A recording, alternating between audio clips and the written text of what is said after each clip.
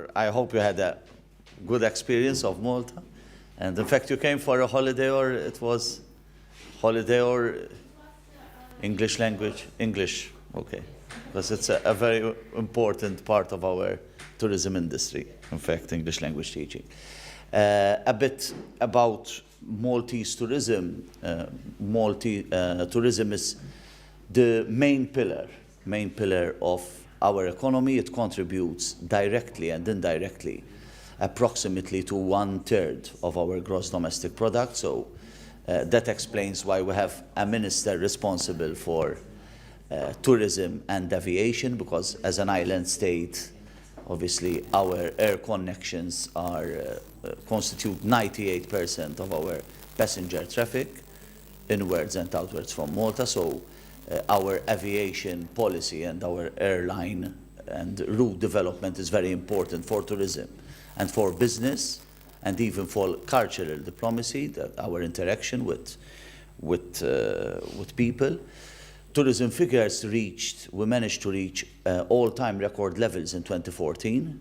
We reached, and I'm not going to bore you with figures, but it's around, yearly it's around 4 times our population. Our population is 416,000, and we managed to have 4 times our population yearly as tourists. Our 3 main markets are the United Kingdom, for obvious reasons, because since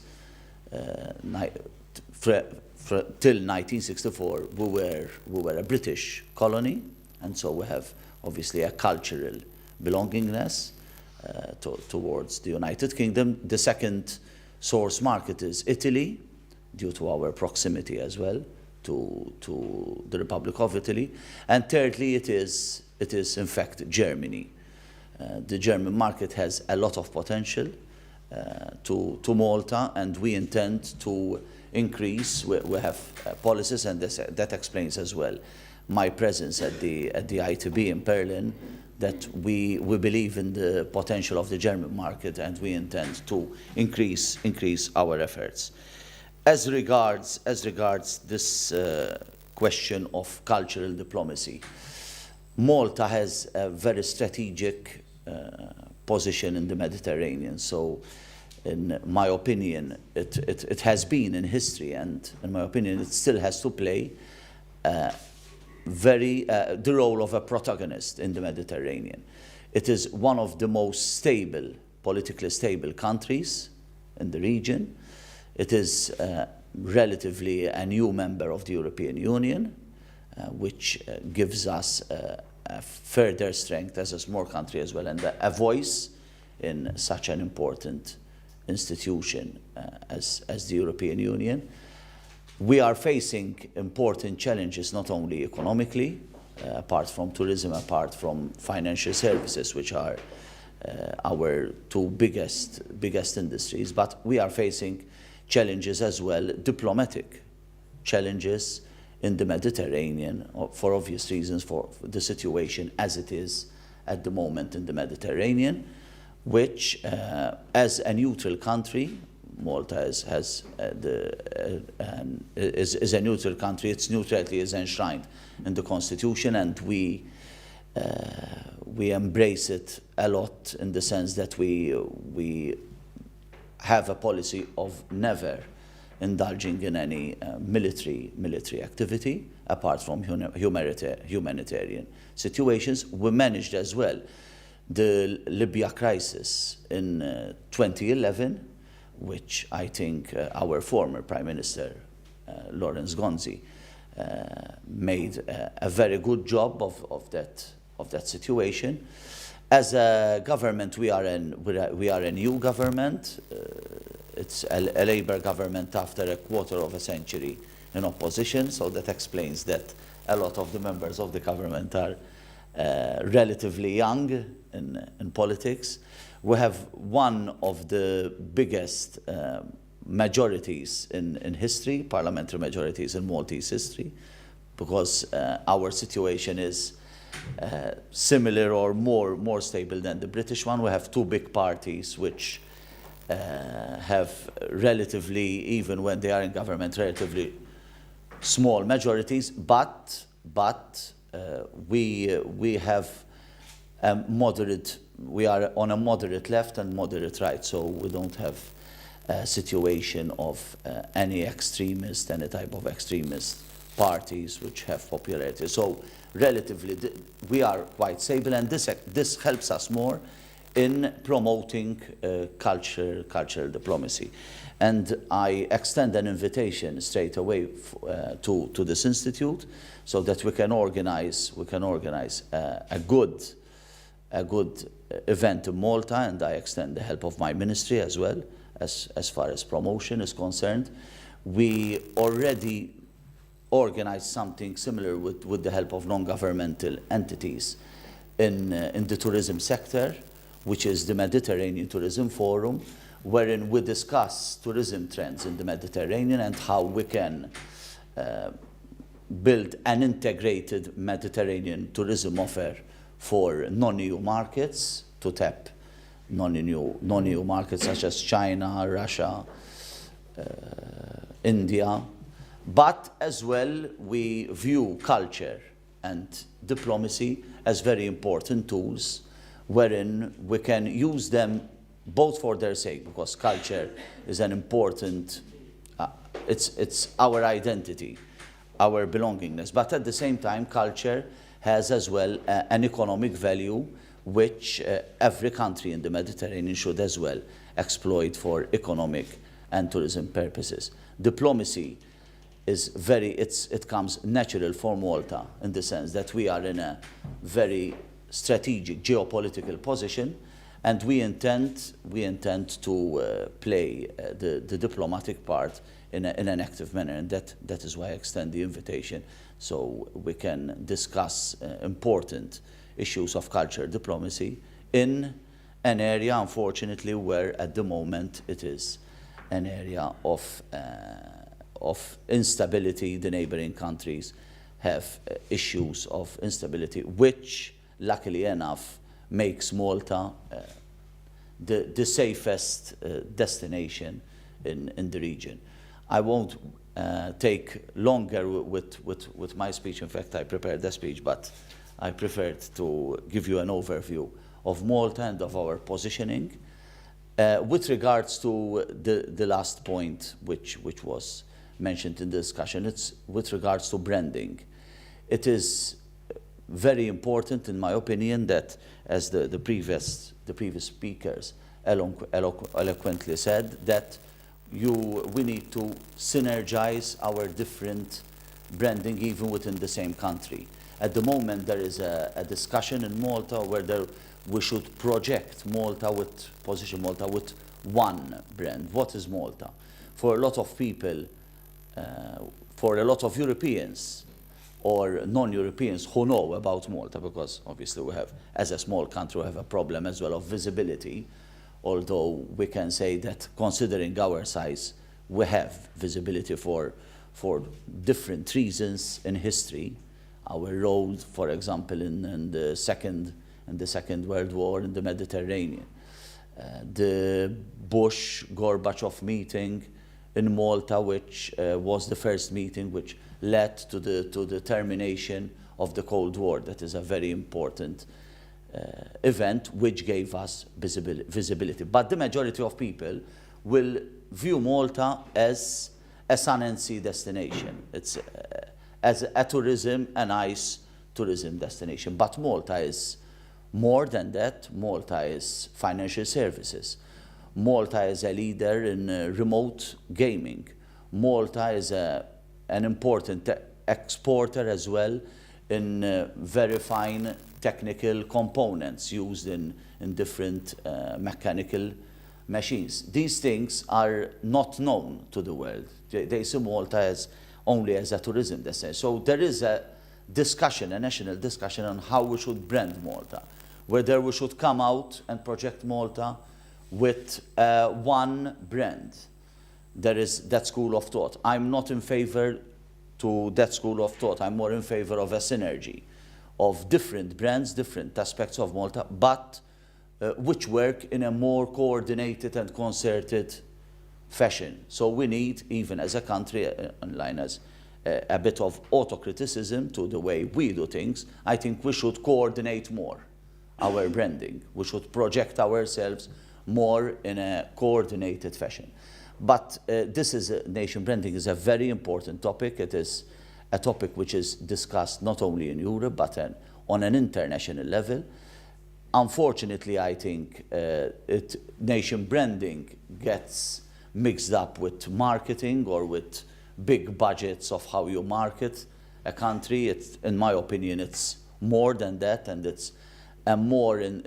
you need a more intelligent approach than just putting money just to market a specific sector of your country. But I anticipate that it will be a very important topic for discussion. I'll thank you again, and please, if you have any questions about Malta, any curiosities or points for discussion, please just ask.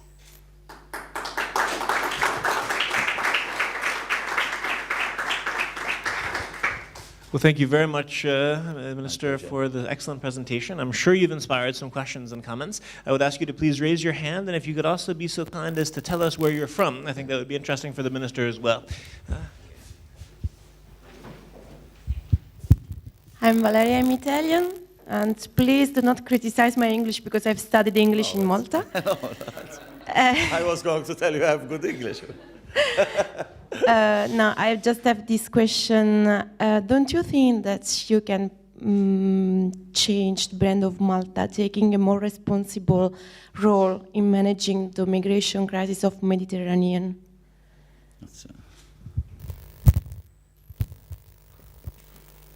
It's a very... Yes, of course. So can you take maybe 2 or 3 questions together then? Here in the front, for someone very much. Okay, thank you so much, because it was, for me, it was the first time to hear about this Malta all description. I was thinking that what is the role of, in addition to maybe political facilitation, you mentioned about your neighbors and as well as Russian American political meetings. What is the basic economic competitiveness of Malta, which brings it on the international financial markets?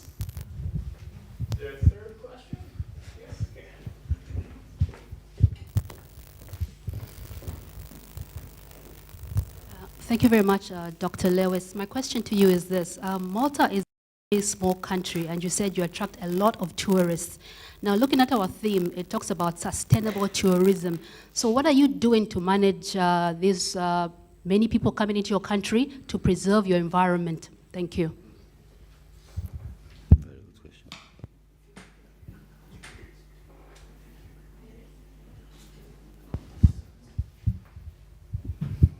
I know we are, sorry, hello, I'm Italian.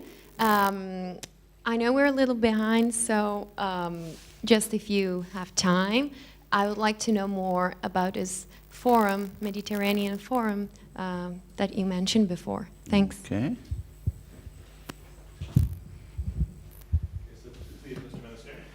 Okay, it's okay. The first question is regarding migration problems. Obviously, this is a common problem for Malta and a big problem for Italy as well. It is a problem which both Malta and Italy share a common front with regards to the European Union. We believe that the migration issue is not a problem of Malta and Italy alone, but it is a problem of the European Union. The European Union helps as well financially and with certain resources of surveillance and even intake of migrants, but in my opinion, it's never enough. The problem has become bigger. We are anticipating as well that probably there will be a different type of migration, not only economic migrants. At the moment, we have the majority are economic migrants. They are people who are so desperate in their country that they wish not particularly to come to Malta, but they wish to come to Europe, to mainland Europe, for a better future. We do our best. Obviously, the best at times it's not enough, and we receive criticism. Malta, as much as Italy, that we don't give the best treatment possible to the migrants. Obviously, it's a question of as well of our limited resources. Malta, what is Malta doing? Malta has been pushing diplomatically in the EU institutions and our different prime ministers for more burden sharing and for an automatic situation wherein we don't have to make pleas or request. It is a problem which is practically every year now. I mean, Italy has been, and through the intervention of Italy, to a certain extent, in Malta, the situation got a bit better. But it's still a problem of Southern Europe, which we have to tackle. We don't have easy solutions, and we don't have any solutions which will solve this problem overnight, because it is something beyond the control of Malta and beyond the control of Italy. We are anticipating a situation which will get worse when and if, unluckily, the situation in Libya will produce as well a situation of now not of economic migrants, but also of refugees, of war refugees. So we are prepared for the situation as Italy. We collaborate in a very good manner with the Italian government, and we are pushing diplomatically that we receive the best help and the most adequate help possible from the European Union and from the international community as well. That is the first question. The second question is with regards to your question with regards what makes us competitive, or how we are competitive internationally. That's a very good question, because Malta is a country without any resources apart from human resources. I believe that we are competitive because we are different from other Mediterranean countries, in the sense that we have what I can say is British discipline. We got a lot from the British, in the sense that we have a good workforce, a skilled workforce, a workforce which responds to the demands of the market as well. For example, I can give you a specific example. We have a very good, in the aviation sector, we have very good MROs, maintenance and repair company. One of them is Lufthansa Technik, which it's in the organization, 98% of the workers are in fact Maltese, in a sector which requires very specific skills. So despite our size, which has its advantages as well, it gives us more flexibility, and we are very fast, even as a government, in our decision-making processes to change things when necessary. The third question is as regards sustainable tourism. It is an ongoing debate in the tourism sector, this question of sustainability. And I don't view sustainable tourism only with regards to respect to the environment or the introduction of environment-friendly measures. That is important, even to not only to reach targets made by the European Commission, but we believe that sustainable tourism gives us another as well niche tourism, an important tourism niche market as well. So we work on it more than other countries, in the sense that we have to manage numbers.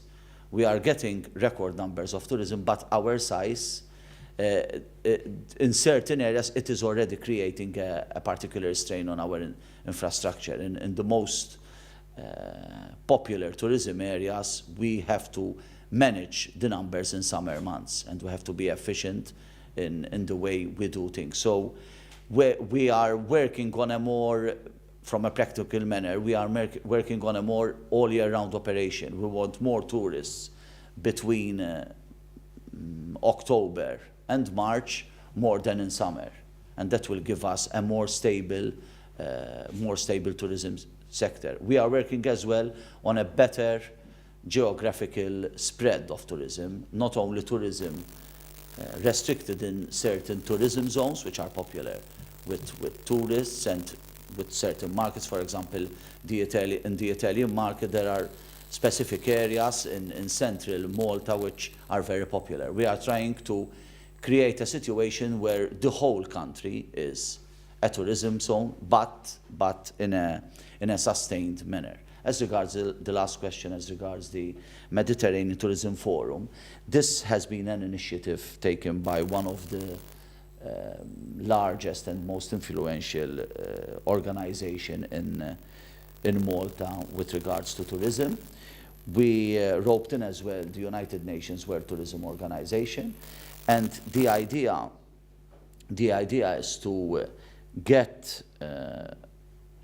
politicians, tourism operators, not only from the Mediterranean, not only from Europe, but worldwide, and we discuss issues of tourism, sustainability, branding, which are very important issues. Whether we should coordinate as Mediterranean countries to tap source markets which are still new for the Mediterranean, that is non-EU markets, such as the American market.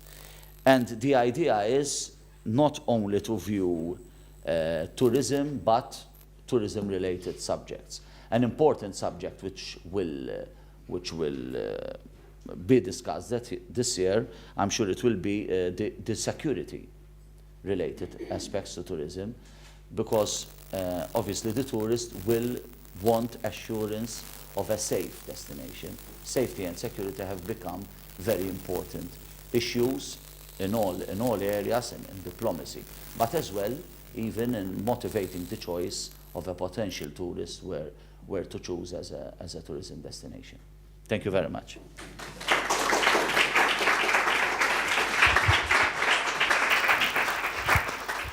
No, thank you very much, Mr. Minister, for an excellent presentation, as well as for taking the time to respond to the questions and the comments of the audience. Could we just take one photo maybe before you leave the stage, if my colleague can come, and then hopefully we will see each other again in Malta.